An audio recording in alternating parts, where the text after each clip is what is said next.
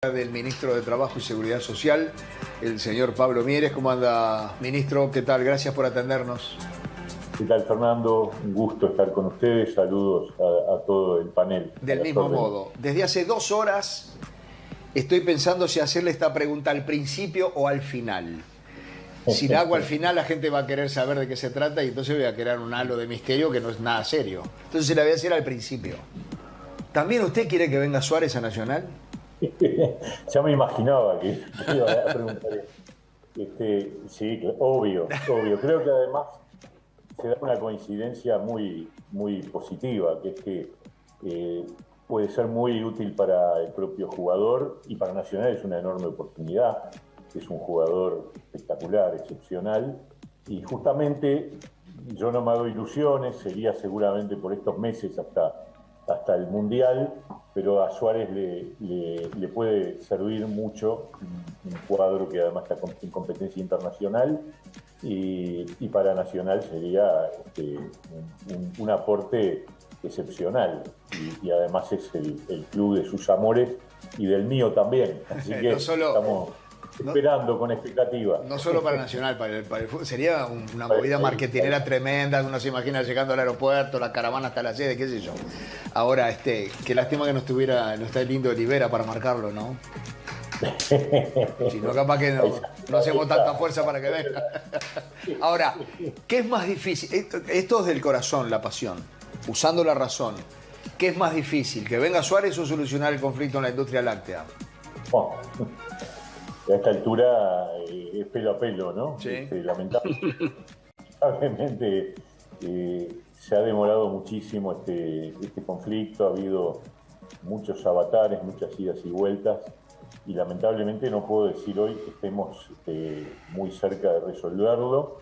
Vamos a ver, puede haber nuevas propuestas de parte del sindicato lácteo y también de la Cámara Empresarial, pero ha sido de los conflictos más largos que hemos tenido desde que nos tocó asumir esta responsabilidad, ¿no? En Conaprole el tema es por la funcionaria despedida, ¿no, ministro? Bueno, en Conaprole en estas últimas 2 o 3 semanas se agregó el problema de la funcionaria despedida, pero el conflicto tiene ya más de 6 meses. Y hubo un momento en donde el tema ya no era la negociación salarial, sino el alcance de la cláusula de paz que va junto al resto de las cláusulas del convenio. El acuerdo salarial estaba muy avanzado, yo diría que estaba prácticamente establecido, y el problema es que no hubo acuerdo sobre la cláusula de paz. Después vino esta decisión de Conaprole de despido, que le agrega un nuevo factor de dificultad al debate.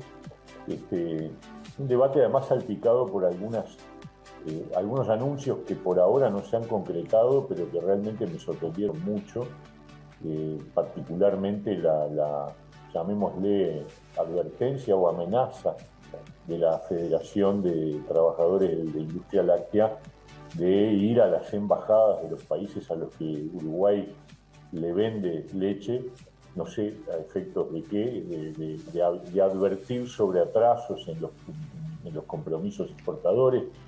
Yo creo que eso no tiene, yo no conozco antecedentes. El otro día uno de los dirigentes sindicales decía que había algún antecedente. Yo creo que ahí él estaba refiriéndose a un caso bien distinto, que fue cuando una empresa peruana se retiró del Uruguay. Pero acá estamos hablando de ir a generar ruido en las relaciones comerciales internacionales y la verdad me parece de muy mal gusto y de muy poco compromiso con el país. Afortunadamente eso no se ha concretado, pero tampoco se ha bajado de cartel, sigue estando ahí. Me parece que son formas de ejercer las acciones en un conflicto que rechazamos radicalmente, ¿no? ¿Ve lejos una solución, ministro? Yo siempre tengo que estar trabajando para lograr un acercamiento y para encontrar fórmulas. Se han dicho cosas que no son ciertas, como por ejemplo que el Poder Ejecutivo no ha presentado propuestas. Hemos presentado numerosas propuestas. Y en este momento estamos esperando una respuesta del sindicato ante un planteamiento que se presentó a fines de la semana pasada. Y vamos a ver, uno tiene que estar siempre tratando de buscar el camino del entendimiento de un sector que es muy importante para el país, que abarca no solo por su peso a nivel exportador, sino también por lo que representa la producción de leche en el Uruguay para el consumo familiar, los subproductos que se generan a partir de la producción láctea, y también porque incluye a un número muy importante de pequeños productores tamberos, que son los que aportan y en definitiva son los dueños de los emprendimientos casi en su totalidad, ¿no? Jorge le quiere hacer una pregunta, ministro, antes que yo tenga algunas otras. Jorge. No, yo estaba escuchando con atención. Tengo una pregunta, pero queda fuera. La voy a hacer porque va a ayudar. Las deudas en el exterior, que podrían ser incobrables, ¿tiene Conaprole? Bueno, sí, claro. Que podrían ser incobrables, ¿no? Sí. Conaprole tiene créditos para cobrar en el exterior que están vinculados obviamente al famoso acuerdo del año 15 o 16 con Venezuela, por el cual Venezuela debe unos 60 millones de dólares a Conaprole, y la verdad, el otro día un colega de ustedes le preguntó a un dirigente sindical si no iban a ir a la embajada de Venezuela a pedir que le pagaran la deuda, y esquivó el bulto, no dijo nada, pero me parece que no estaba en la lista. Parece que la lista es de los que hoy nos compran, no de los que hoy nos deben, aparentemente. Ministro, Antonio también le quiere hacer una pregunta. Sí, Pablo, el gobierno tuvo una postura en cuanto a, considerando que la productividad del país viene creciendo, en pedirle al sector privado que adelante las negociaciones colectivas dando un aumento. ¿Cómo está ese proceso? ¿Cómo viene resultando? Y si hay conflictos, porque indudablemente hay sectores que lo han podido dar, me imagino yo, pero tú lo dirás, y hay sectores que no lo pueden dar porque vienen de una pandemia complicada. ¿Cómo está esa situación?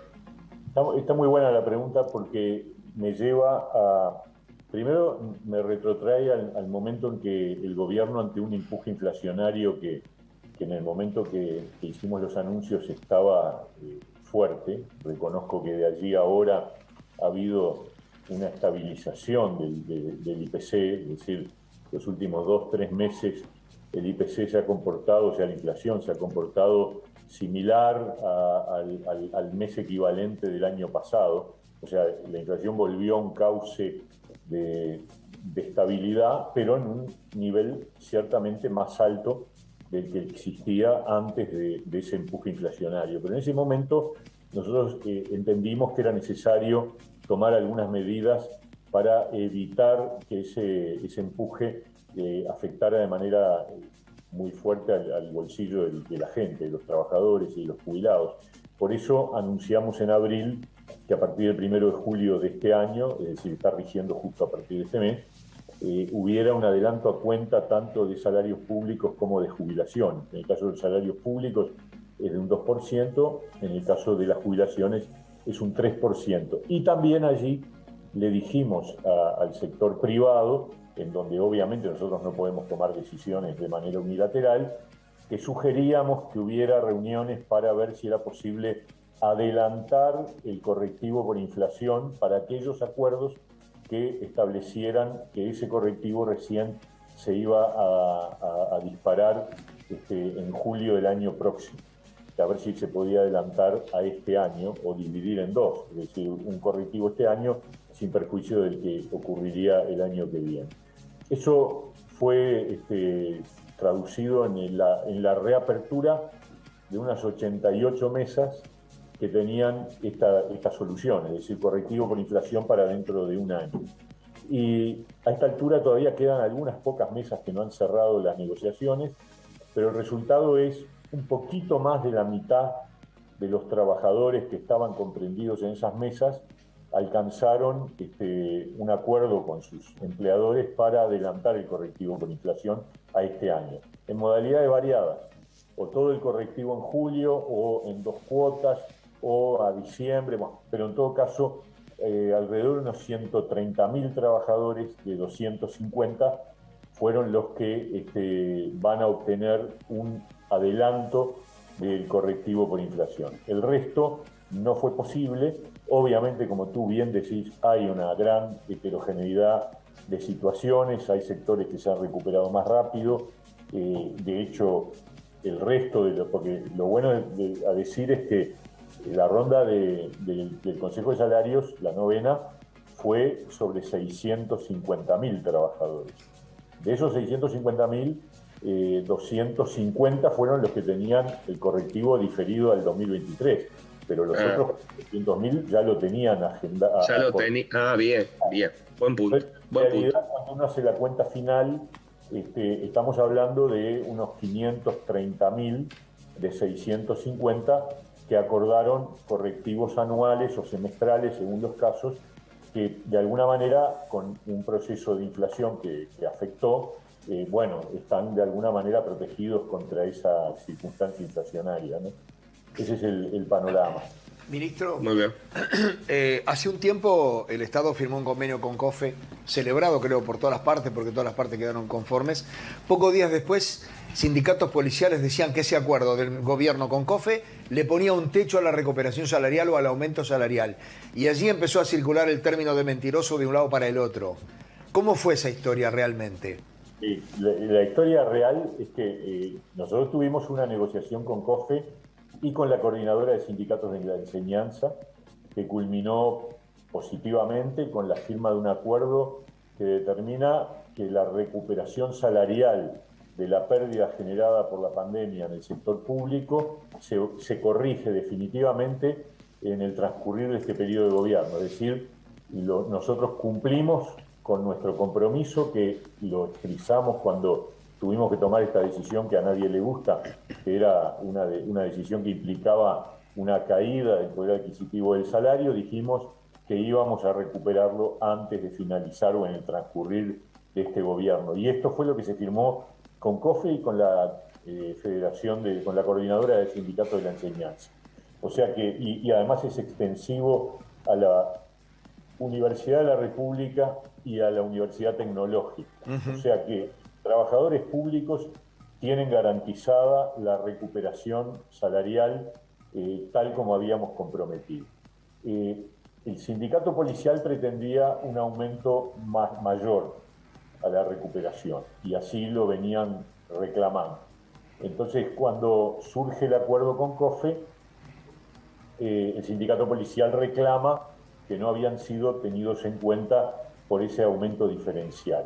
Y ahí viene un intercambio en donde se habló, o por lo menos circularon versiones sobre si el acuerdo con COFE había incluido como condición no aumentar a otros funcionarios públicos. Nosotros siempre dijimos que eso no era así, que efectivamente en la negociación con COFE no estuvo planteada una condición de ese tipo, y de hecho aquí está la prueba es que unos días después, en el marco ya de la negociación en el Parlamento, se alcanza algo que también celebramos, que es que los funcionarios policiales obtengan un incremento adicional de 2.5% por encima del acuerdo firmado con COFE. Es decir, los trabajadores, los funcionarios policiales van a tener una recuperación del poder adquisitivo del salario por encima de la pérdida. Es decir, va a haber un incremento del salario real, y eso evidentemente es una buena noticia, está en línea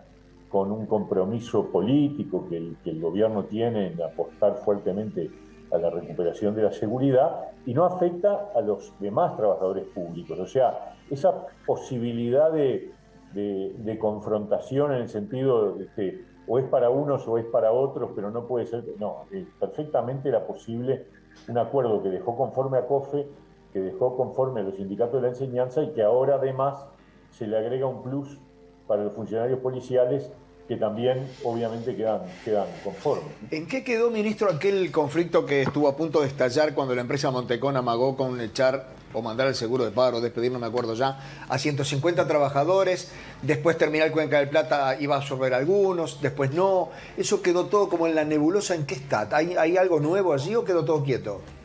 Eso se resolvió con dos acuerdos. Un acuerdo entre la empresa Montecón y su sindicato, y otro acuerdo entre el gobierno y el sindicato portuario.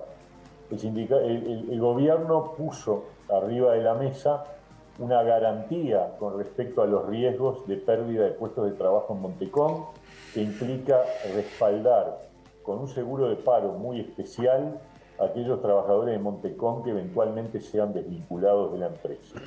Hasta el momento, lo que ha habido es unos 110 trabajadores que fueron a seguro de paro por suspensión, no por despido. Pero en el caso de que se convierta en despido, el gobierno les proporciona un seguro de paro especial con un nivel de ingresos excepcionalmente alto, y con la expectativa adicional de que en el caso de tanto de ANP, la Administración Nacional de Puertos, como de Terminal Cuenca del Plata, es decir, la empresa que opera en plataforma de contenedores, pueda incorporar a esos trabajadores en la medida que Terminal Cuenca del Plata incrementa su actividad y por lo tanto necesita más trabajadores. Por lo que hasta principios del año que viene, marzo, abril, no debería haber nuevos movimientos o pérdida de puestos de trabajo en Montecón, ni en el puerto en general. El puerto al revés, el puerto está creciendo y por lo tanto tiene mayor capacidad operativa, y la pérdida de trabajo, digamos, que pueda tener Montecón puede ser perfectamente absorbida por la operativa de TCP o por la cobertura de vacantes de ANP que está en proceso. O sea que, haciendo una síntesis, en este momento el puerto no tiene problemas, no hay conflicto, hay una solución en donde el gobierno fue parte de ella y estableció como una especie de red de protección, y mientras se produce ese trasvasamiento de cantidad de trabajadores de una empresa a otra en función de una modificación en la estructura de distribución de los servicios entre las distintas empresas portuarias. ¿Es cierto que los conflictos que se le hacen a este gobierno son más duros que los que se le hacían al gobierno anterior? Bueno, yo lo he dicho, ¿no? Yo he dicho, cuando me han preguntado si la conflictividad ha aumentado, yo digo cuantitativamente no. O sea, en la cantidad de conflictos, cuando uno se toma el trabajo de comparar la conflictividad ocurrida, por ejemplo, entre enero y mayo del 2022, comparado, dejando de lado el 20 y el 21, que fueron 2 años muy excepcionales, donde la conflictividad estaba muy marcada por la dificultad de la actividad laboral misma y de la posibilidad de hacer movilizaciones. Entonces, tomando del 2009 al 2019, la década anterior, contra 2022 en el mismo periodo estacional, es decir, de enero a mayo, la cantidad de conflictos es más o menos la misma. Incluso hay varios años donde hay menos conflictividad que la de este año.